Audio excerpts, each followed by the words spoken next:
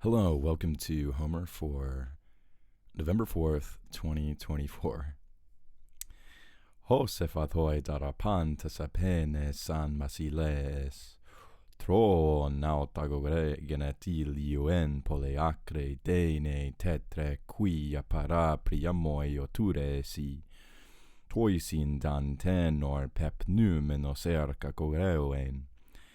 Geklute meotro es kai dardanoe de picuroi, ofrei po tametu moseniste thesi keleue, deotagetar geien Helenen kai kte mathemaute, do menatre ide sinagen nun dorkia pista.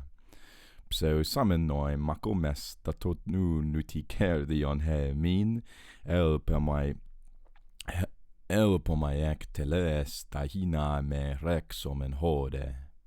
All right, great little speech here from Antenor.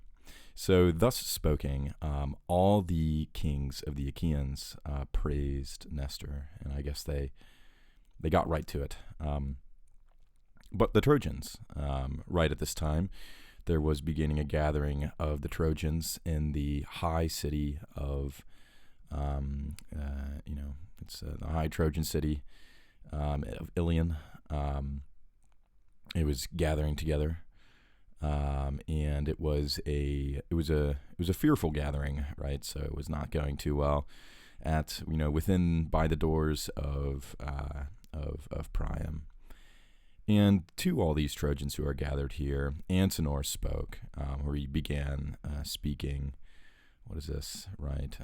Very wise and conscious of his faculties, Antenor, wise Antenor. Listen to me, O Trojans, and Dardanian sons, and fellow fighters, such that, I can tell you, or such that, so I can speak that which is that which the spirit in my chest demands. We should right away give the Argive Helen and all her possessions, both of them, to the Atriids. We should lead her over there, because right now, our trustful promises, right, we are currently betraying them as we fight. And regarding these things, I do not believe that we shall be freed from, or, I don't believe that we will be, I don't think we will bring an end to the current situation, and get Kerdion, get value, get, some sort of prize for ourselves, profit, right? I don't think we're going to be getting profit as we currently are now until, we Hrexomen Hode, which is, Hrexomen is accomplish, right? If we do not accomplish, as I say. So, the approach here to the gathering after the day of battle is very different, right? Nestor's like, okay, guys, let's keep going, let's double down, let's build this trench, let's build these walls, let's very very metaphorically, right? Let's build the gates within which our chariots will ride as they continue to go and fight the Trojans. But over in the Trojan camp, right, they're freaking out because, wow, guys, we're kind of destined to lose here because we are violating our hortikia pista, right? Our, our oaths our faithful oaths, right? We're lying about them while we fight. We kind of all know we're doomed here. Yes, she might be the most beautiful woman of all time, and yes, it might have been the will of the gods that she should come over here. But how about we just send her back? I think that that's our straightforward path to, within our high city walls, right? Our Tudesi of Priam, right? That's the other half of the, we're still working in twos here as we compare between the Achaeans and the Trojans. That's how we're going to survive here, and this is what we should do. We should let her go.